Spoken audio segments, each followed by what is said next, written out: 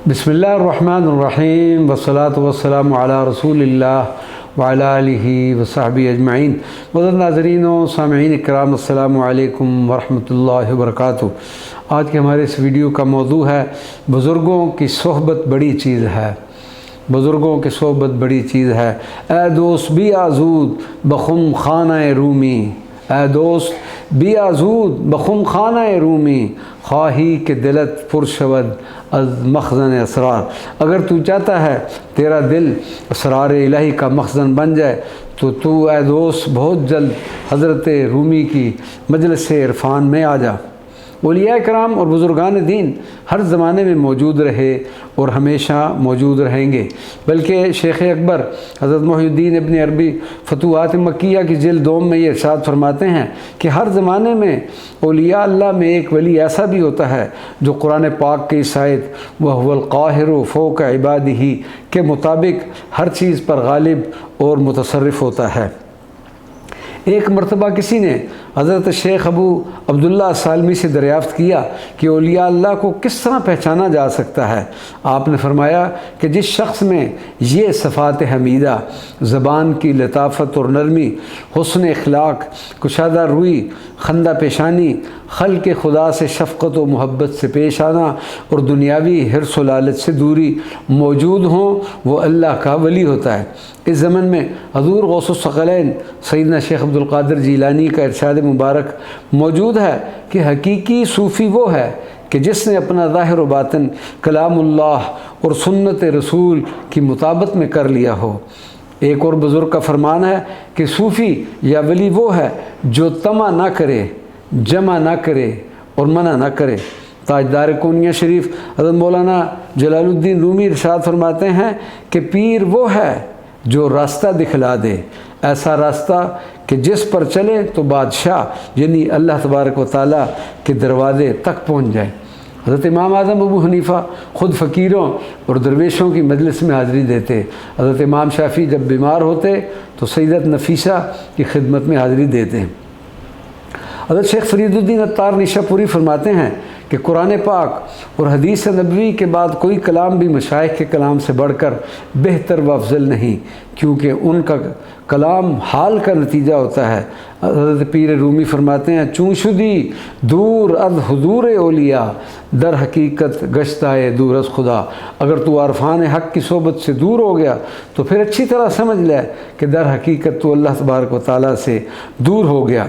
अमीर तैमूर जिस तरह मशाइख़ उज़ाम औलिया इकराम का एहतराम करता था उसकी तफसील तो तारीख़ी कुतुब में मौजूद है, लेकिन वो जब किसी शहर या बस्ती को फ़तह करता तो सबसे पहले वहाँ के मशाइख़ और मज़ारात मुबारका की ज़ियारत के लिए हाज़िर होता और उन आस्थानों पर नहायत इज्जो इनकिसारी के साथ अपनी अक़ीदत का इज़हार करने के साथ साथ उनसे इस्तिमदाद भी करता। कलंदर लाहौरी वाशिक़ रसूल हज़रत अल्लामा मोहम्मद इकबाल का भी यही मामूल था कि वो लाहौर में और लाहौर से बाहर भी बुज़ुर्गान दीन के मज़ारात मुबारका पर हाज़िरी देने के अलावा अपने उर्दू और फ़ारसी कलाम में इन शख्सियात को नजराना अक़ीदत भी पेश फरमाया करते थे। बुज़ुर्गों की खिदमत में हाज़िरी का तरीक़ा, इस वाले से मुख्तसरन गुफ्तगू करेंगे कि बुज़ुर्गों की खिदमत में कैसे हाज़िरी दी जानी चाहिए। बुज़ुर्गान दीन और मशाइख़ उज़ाम की खिदमत में हाज़िरी देने के तरीक़े वाज़ेह हैं। हज़रत जामी के एक वाक़े की तरफ ही सिर्फ इशारा करते हैं। अज़ीम आशिक़ रसूल सल्लल्लाहु अलैहि वसल्लम हज़रत मौलाना अब्दुर्रहमान जामी फरमाते हैं कि मैं एक मरतबा हेरात के करीब एक गाँव जगारा में हज़रत शेख बहाउद्दीन उमर की खिदमत में बग़र्द मुलाकात हाज़िर हुआ। वहाँ पर शहर से कुछ और लोग भी आए हुए थे। हज़रत शेख का यह तरीक़ा था कि जो भी शहर से आता हर एक से अलग अलग पूछते कि तुम शहर से क्या ख़बर लाए हो। हर कोई जवाबन कुछ न कुछ अर्ज़ कर देता। हज़रत जामी फरमाते हैं कि जब मेरी बारी आई तो उन्होंने मुझसे भी पूछा कि तुम क्या ख़बर लाए हो। मैंने कहा कुछ नहीं। फरमाया रास्ते में क्या कुछ देखा। मैंने अर्ज़ किया कुछ भी नहीं देखा। इसके बाद वो तमाम हाज़रीन से मुखातब हुए और फरमाया कि जो कोई भी दरवेश के पास आए तो इसे ऐसे आना चाहिए, ना तो उसे शहर की ख़बर हो, ना ही وہ راستے میں کسی شے پر دھیان دے۔ جس کے بعد آپ نے حضرت شیخ سعدی کا ایک شعر پڑھا، دلا رامی کہ داری دل درے او بند، دگر چشمے ادہما عالم فروبند، کہ تجھے صرف اور صرف اپنے محبوب کی طرف متوجہ ہونا چاہیے، اور اس کے بعد اپنی آنکھ کو ساری دنیا سے بند کر لے۔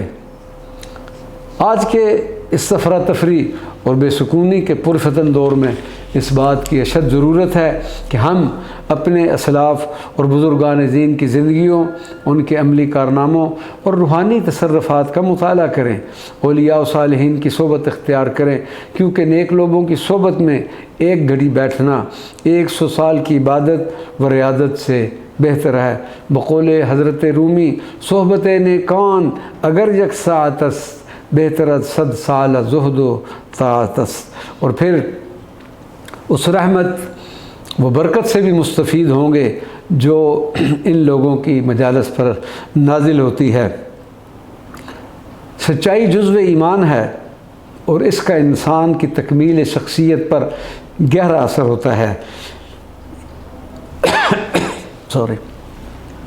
اس لیے جب سیدنا شیخ عبدالقادر جیلانی سے پوچھا گیا کہ آپ نے اپنے اصولوں کی بنیاد کس چیز پر رکھی، تو آپ رضی اللہ تعالیٰ عنہ نے فرمایا کہ سچائی پر۔ نیک اور سچے لوگوں کی صحبت اختیار کرنے کے لیے قرآن پاک کی یہ آیت اس پر دلالت کرتی ہے، یا ایھا الذین آمنوا اتقوا اللہ وقولوا قولا سدیدا۔ اور پھر جب ان اللہ والوں کے بتائے ہوئے طریقوں پر عمل کرنے کی بھی اگر ہم صدق کے دل سے کوشش کریں گے تو انشاءاللہ ہماری زندگی میں ضرور تبدیلی آئے گی۔ وما علینا الا البلاغ المبین۔